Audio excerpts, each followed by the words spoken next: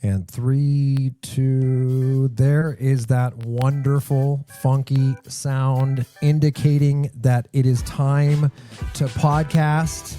Here we are high above Bear Stadium in Skybox Studio with none other than the best guest, Coach Freeman in the house, sporting the Saints hat. Always. This is volume 2. We did volume 1 some months ago. Who knows? We went about 42 minutes talking about health, and I thought it was a captivating conversation. I thought it was my favorite podcast. Sorry, everybody, but we really got into some deep stuff that really can apply to just everybody. Yep. If you've got a body, we all need to learn how to take care of it, and I thought you did a beautiful job of helping us learn some things that maybe ordinarily are not talked about all the time. Yep. But today we have volume or episode 2. It is Friday. Good Friday. It's a good Friday to be. It's a good Friday. It's 2:38 p.m.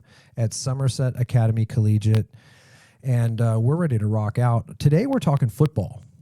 As y'all can see on your screen, we've named and titled this podcast Keeping the Foot in Football, and we shall elaborate on what on earth does that mean. Coach, thank you for joining me today. Yeah, appreciate it. How are you? Good. Off period. I've been teaching history all day, so it's not bad. And that's going to be our next podcast. It's going to be the next one, yeah. We've got a third volume on the way, as promised, and it's going to be something clever, but it's going to involve Texas history. I love that. Everybody needs to know Texas history. And I'm fascinated because I need a refresher course for sure. I got you. I don't even use the book anymore. It's just me. Yeah? Yeah. You touch the book if a kid needs extra. I am the book. I know more than the books. Oh my gosh. Okay, we're going to have to maybe have 3 volumes of that podcast. That sounds deep. All right, so I wrote a little intro just to kind of get us going. And along the lines of keeping the foot in football, it has been said, I've certainly heard it said, that American football isn't real football. Yet the field goal kickers are the true unsung heroes and often the highest overall scores on any given NFL team. Case in point, a fellow named Adam Vinatieri is the highest NFL scorer of all time. Yep. I actually Googled that. Thank you. I'm not the book. But I find that really fascinating because, obviously soccer is huge worldwide. And they're like, why does Americans call it football? Well, it's because they are the highest NFL scores of all time, not quarterbacks, not running backs. And how does this all tie in? You're a kicker.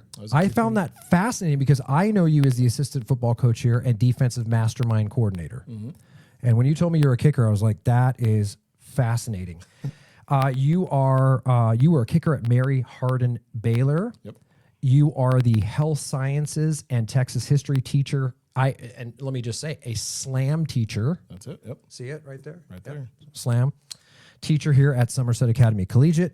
You're also the assistant football coach, as we said, and defensive coordinator for Bears varsity football team, alongside your co-host, co-coach, Coach Soffit. Also track. Middle school and high school track. Oh. We're in the middle of track season right now. Oh, okay. Yep. That's interesting. Well, let's see if we can do a track cast. Yep. A track cast. We got a lot to talk about. We had 2 kids break a school record in the first meet of this year, so we're a school rolling. record? 2 school records in the same event. Yep. That is awesome. May I ask who this person is? It was Ian Brooks broke it by almost a foot, and then Nick Fisher actually broke it by over a foot.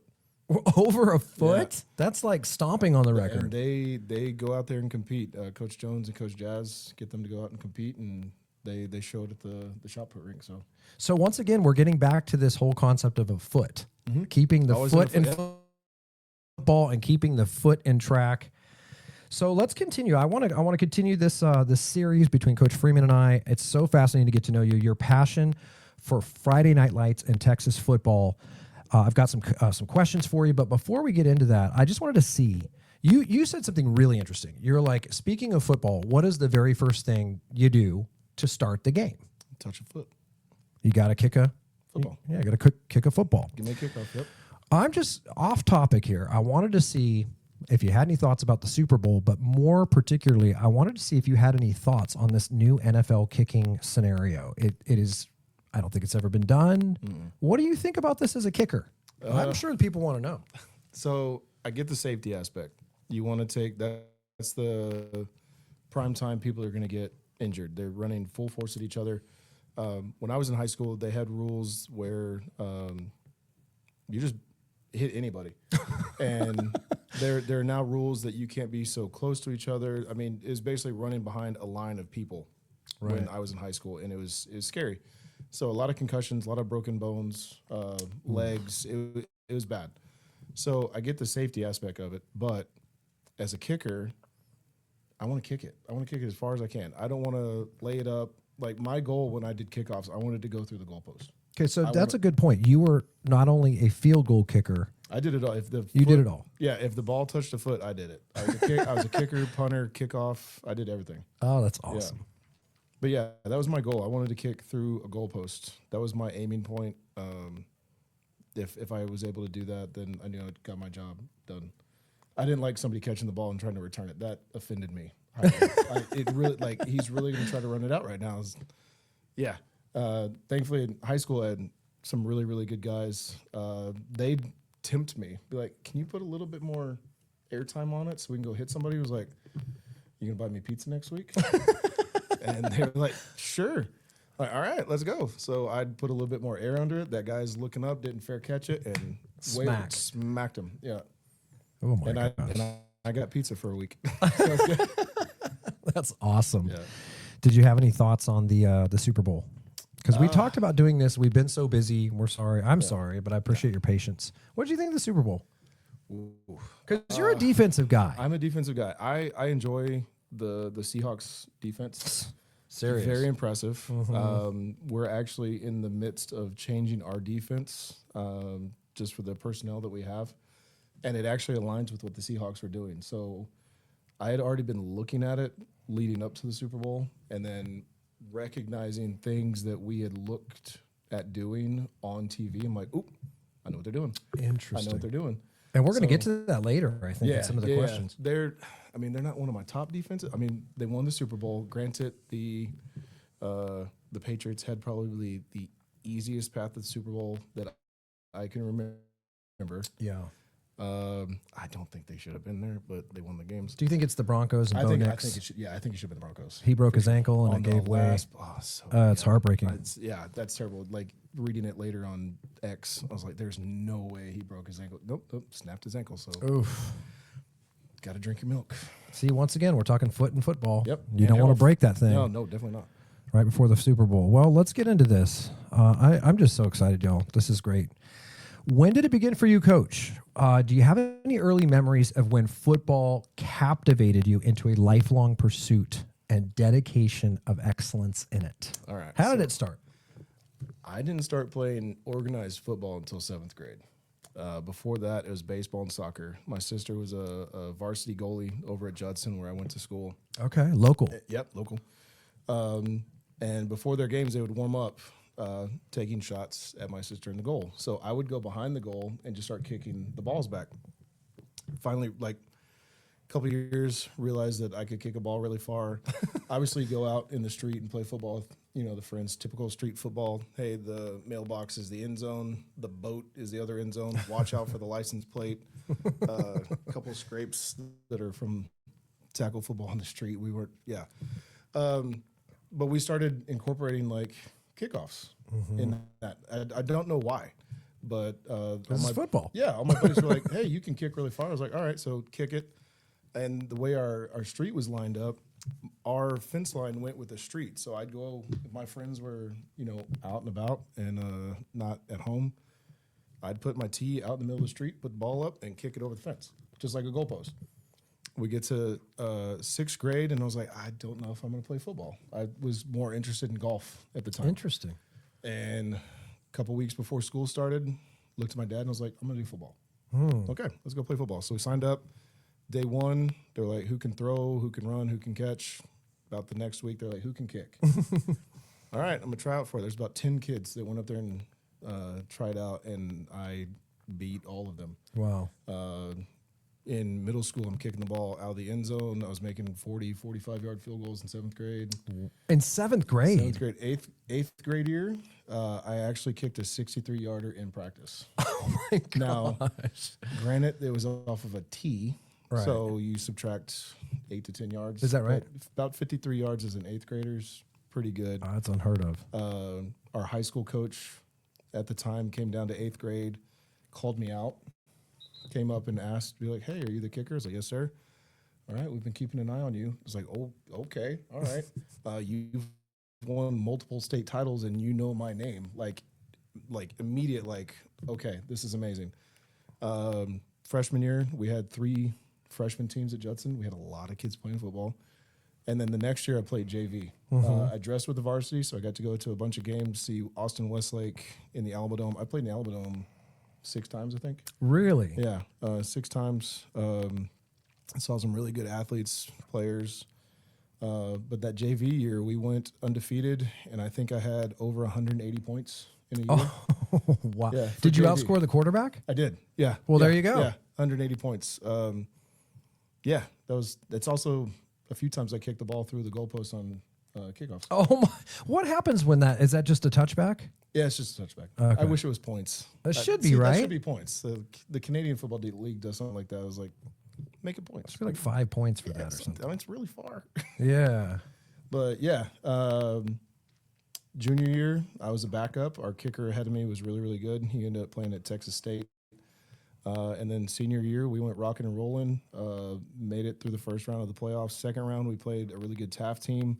I still feel like we should have won that game. They just, a couple plays, I think it was like 2 or 3 plays. If we had flip-flop it, we would have gone. And then they had a pretty easy run to state. Went to play at Mary Hardin Baylor. They recruited me as a kicker and a punter and played there 1 year and then tore my hip flexor.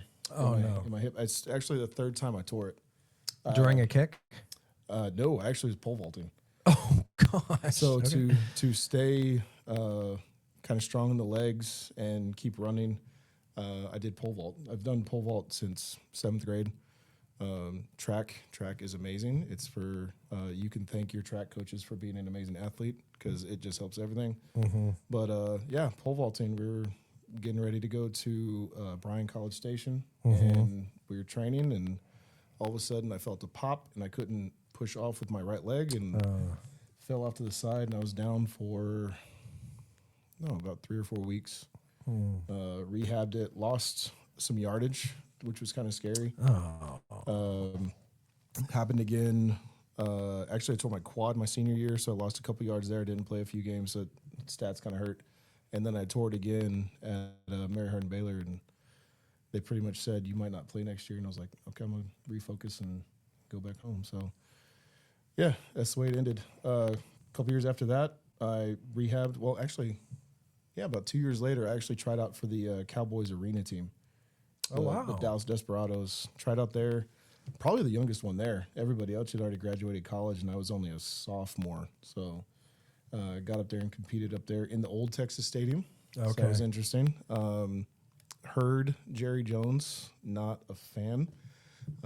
He openly said out loud that half the people trying out shouldn't be on the field. And I was like, okay. Yeah. Had a couple more tryouts lined up, and then the Arena League folded, and I was like, okay, I'm gonna go see if I can coach and help some kids realize these dreams and these goals that I had, and that's where we're at. Well, wow, you just took off half my questions. That was awesome. Oh my gosh. Okay, so that clarifies some things. Maybe a little side note here, a little fun rabbit trail, as they say. I'm just curious, why do you think that the kicker is just somehow underrated when they are arguably the highest scoring player on the team? Why do you think that it's easy to overlook them? Is it because they don't get hit, or they do get hit though? They do get hit, yeah. Sometimes you're targeted as a kicker. I feel bad my senior year when I tore my quad. My backup went in a game, and the very first extra point, I mean, they waylaid him. He ended up getting a punctured lung. Oh my! The ball was already on the ground on the opposite side, and they hit him. I don't know if he had said something. I don't know if they thought it was me but yeah, I mean, they took it Because you were saying something. I did talk mess as a kicker. Did you? Yeah. I mean, you have to. You're only on the field. We calculated this one time. You're only on the field maybe 30 seconds. Out of a whole game. Out of a whole game. Wow. Punts, kickoffs, extra points, field goals, maybe 30 seconds. But just the mindset that our coaches at Judson put us in, I didn't like that feeling. I wanted to prove that I could play another position. I was just the best kicker at the time. I was a fourth string safety. Like, I knew the defense, but I never had to go in because the guys in front of me were amazing. I just fit the role that they needed as a kicker, punter, and kickoff. Right. But just our mindset, the weight room, I didn't want to be, oh, it's just a kicker. Right. No, put the weight on there. Let me lift it. I can lift as much as you guys. And it actually ended up one time I got called out by one of our weightlifting coaches. We're in the middle of power cleans, and he stops everybody and breathing hard. And he goes, the kicker's over here. He's only on the field for a few plays a game, and he's lifting more than our linemen and linebackers. And I was like, oh, God, I'm going to get it in the locker room. But Target. once he said it, the whole workout flipped around. Everybody started adding weight. I added more weight, and that's just our work ethic. But I think not most kickers, you feel like they're not going to hit somebody. I didn't want that. I liked hitting people too. There was a couple radio games where you can hear me laying the wood on somebody. Oh, did you ever do like a fake punt and you just take the ball and run with it? Yeah, I did that in middle school and got yelled at. Oh, you just yeah, we were in our own end zone. I was kicking out of our own. Just audible, like yeah. I'm taking this thing. Well, it didn't help. There was like a 30-mile-an-hour wind in my face. It was like, if this goes in the air, it's going in the goalpost behind me. So I got it, and nobody came from that side, and I got the first down. Oh, cool. So Did you get yelled at? Yeah. He was like, hey, great job. Don't do that again. Right. It's like, all right, coach. Yeah. So I think just not hitting people, not playing the full game. I think that's where the bad stereotype comes in. And maybe people are like, we'll take the 3 points, but we really want the 6. Yeah. And the 7 or the 8. Yeah. But like 3 points, that's just, I don't know, last resort. But if you look at the Super Bowl, I mean, the kicker scored more points than anybody else. Yeah. He broke a record. Case in point. He broke a record for how many points were scored by a kicker in the Super Bowl, and I think he should have got MVP. But yeah. He had like, 12 in the first half or something? I think so. Yeah. I think he ended up with like 15 or 18. Wow. Wow. Yeah. All right. So moving on, we alluded to this earlier. We mentioned this earlier. You're the defensive coordinator, assistant coach here at Somerset Academy Collegiate. What are some of your favorite defensive teams? And we could say in NFL history. And what do you take from them? What are you currently taking from them that you can apply here at the high school level? All right. So it hurts as a Saints fan, but one of my favorite defenses is from the Tampa Bay Buccaneers. It's the years that they won the Super Bowl, so late 90s, early 2000s. Okay. Just their system fits high school ball. It's called the Tampa 2. It's named after the team. Oh, really? I've heard of that. There's gaps in the field that naturally happen no matter what defense you have, but they took another player and filled one of those gaps, and it kind of confuses some quarterbacks. So that's what we're basing next year's off of, is a version of that. So the Tampa Bay Buccaneers, again, the Seattle Seahawks this year were really good. They're amazing. They're really, really good. But it's not really teams, it's more players. What can our players go and look at to improve? Because, again, these guys are specialized. They've been doing it forever. Asking a high schooler to act like Aaron Darnold is impossible. Asking him to train like Aaron Darnold, that is possible. You can go and emulate what he does and eventually get to where he is, but I'm not going to ask you to play like him right now because you're only in high school. So we look at guys like that, Ray Lewis, Ed Reed, both just students of the game, and then they bring it. When they put that Ravens jersey on, they bring it. Who else? I mean, really, those two. Those two are amazing. Warren Sapp, just being as arrogant as he is, I love him. And then some of the guys from the Saints this year, we went and saw the Jets and the Saints, and just the way that they, as a cohesive group, was fun to watch. When one guy gets a sack, they all celebrate. Guy gets an interception, they all celebrate, and that's what we want to bring here. It should not just be one guy celebrating his good play. Everybody should be celebrating his good play. Yeah. Fantastic. And do you have a good outlook for next year? Do you have an indication of who's going to be on the roster? I've got names on the board right now. A couple of them are question marks to see if they're actually going to play. We've talked to them. They've said they want to, but we'll find out here in spring if they show up and put the pads on. Okay. And how many? I know we probably talked about this with Coach Soffit. How many players are we going to lose due to the fact that they're graduating? Ooh. Was it 7 or something like that? It's somewhere around 7 or 8. Yeah. Okay, so there's going to be some significant retooling. Significant holes. Yeah. One of them is our middle linebacker. He's going to be missed. He's got some news to share with us pretty soon that he just shared with me today. Are we talking about Ben Nishio? Yes, sir. He had a podcast earlier today. Oh, did he say it? And he said it, and we actually talked about arranging a podcast. I won't break the news, but arranging a podcast with him and several other students who have had the same good news. That's a great idea. I love that idea. Yeah. That's huge for us. Yeah. Yeah. Right? I mean, that's the proof's in the pudding. Like once one does what will be presented, more will follow. And it's I love that. That's a great idea. And everybody here, keep in mind, this is our second year of 11-man football, right? So this is a young program. That is a deep game to play and to develop.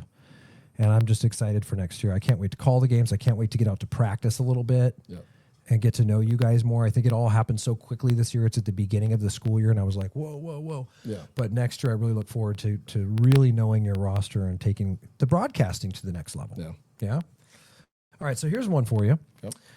What does your ideal football program culture look like?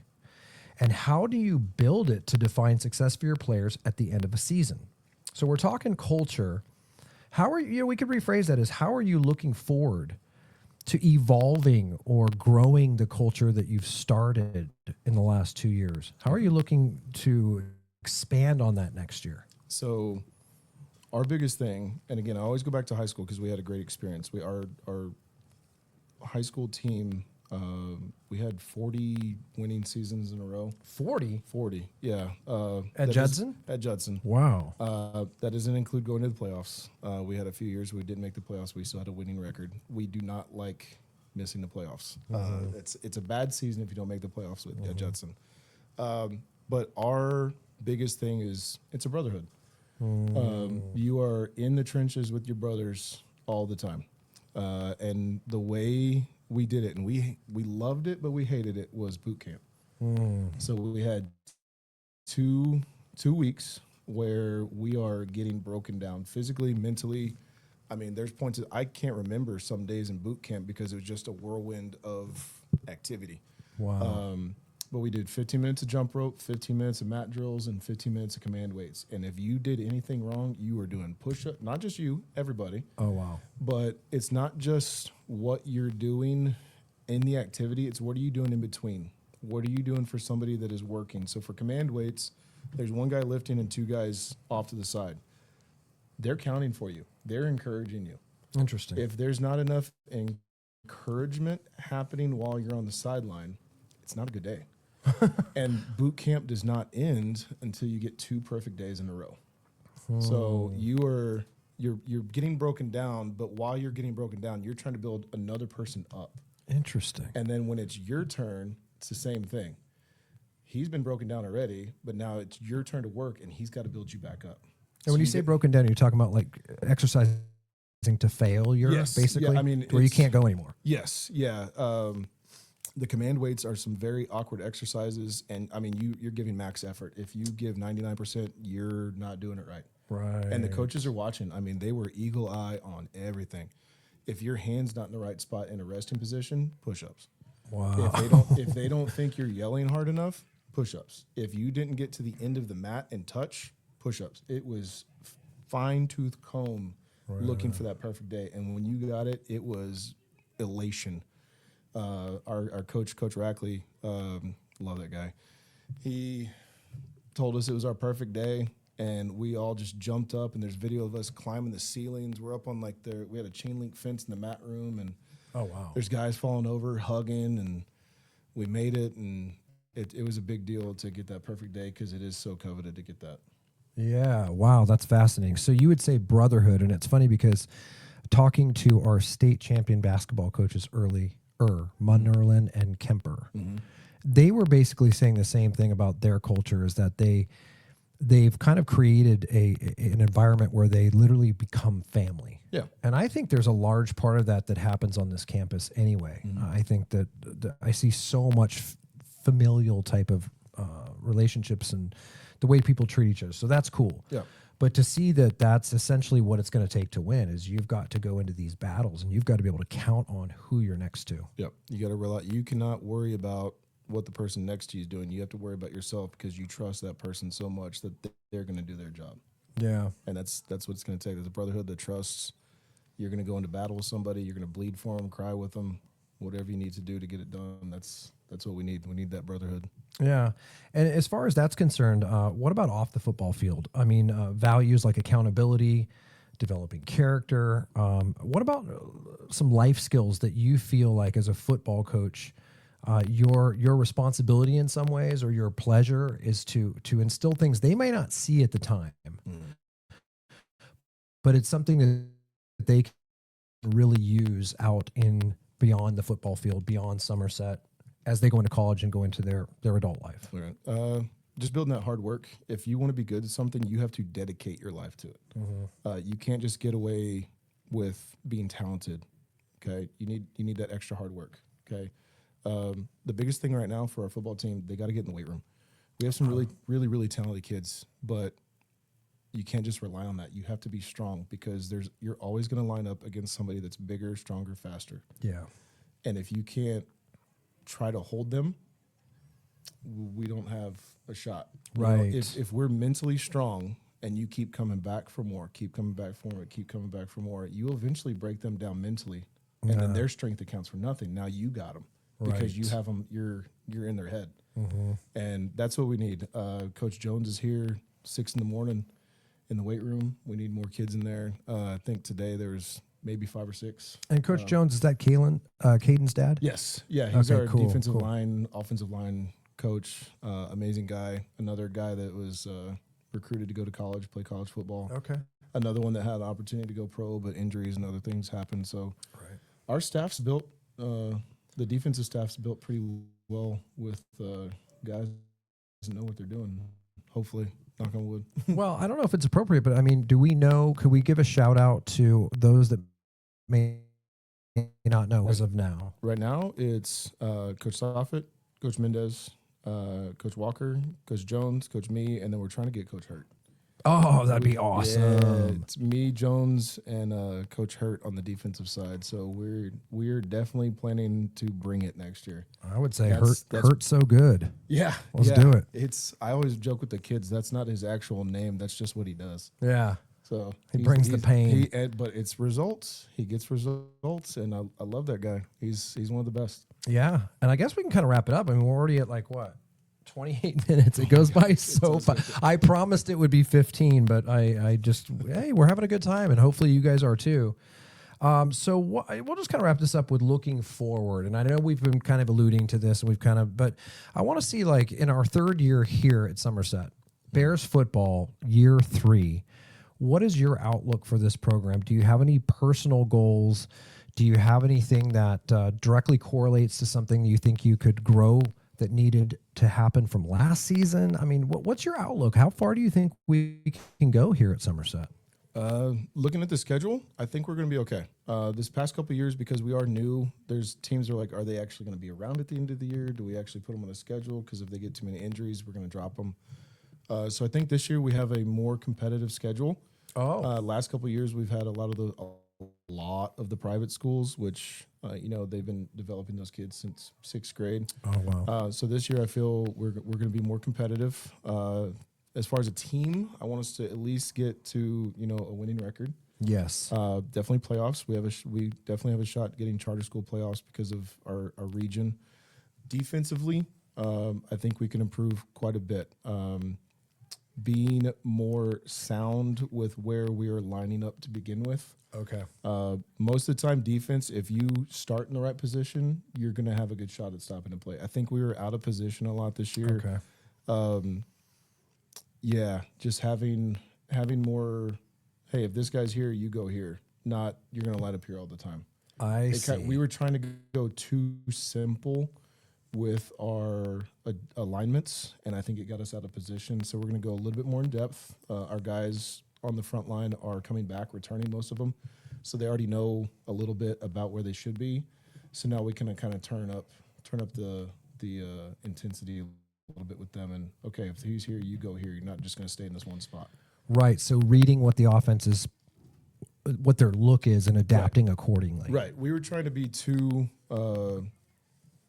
quick to line up, not adjusting to where they move to. We're just going to stay here because this is where we've practiced. So this year it's going to be, I expect big things this year. It's going to be good. That's awesome. Any shout outs before we wrap this thing up? Anything you want to shout out? Anybody you want to shout out? I know you're coaching again this season. Yeah. I want to shout out let's go with the 8th grade girls that went to the St. Mary's track meet with the high school girls this week. Okay. We went to St. Mary's Hall, ran Saturday. It was a relay meet, so everything was a relay. And our 8th grade girls went and competed. They did really, really well. They ran against older high school girls, seniors and juniors, and they held their own. So that was really impressive. And then I definitely got to give a shout out to the throwers relay. Oh. So they have a relay event where you cannot be in any of the running events. It's literally just shot put and discus guys, which are normally linemen. Okay. Yeah. They did really well.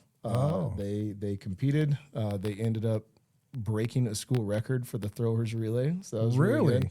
And a lot of the coaches from other teams commented on how well they moved, and one of them might end up on our actual sprinters relay this week. So that's how well they performed. So we affectionately call it the bucket of chicken relay. At most big events, when they have this, the guys will not get, guys or girls, they do have a mixed event, but the winning team will not get medals or ribbons. They will get a 4-piece bucket of chicken. 4 whole pieces. Yep. They're going to need it with all that training. Yeah, when they ran by, we're like, bucket of chicken. And everybody that's been to a big trap meet realized what we were talking about. And it's awesome. Funny. So good job on those guys. They did great. That's awesome. Well, let's continue this with the track. And is it track and field? Track and field, yep. Track and field podcast. Yep. We'll get some of your star athletes on here. We're going to bring some state titles home this year. We've already got 2 state titles. I can't believe that. I'm so happy for this school's athletic program. We just started on this one, so. Yeah. All right. Yep. Great shout-outs, Coach. Excellent job. We'll roll our jam immemorial. And I just want to thank you. Thank you for making the time. I can't even imagine how busy you are, but thank you for spending time with me today. It's always fascinating to get to know you a little bit more.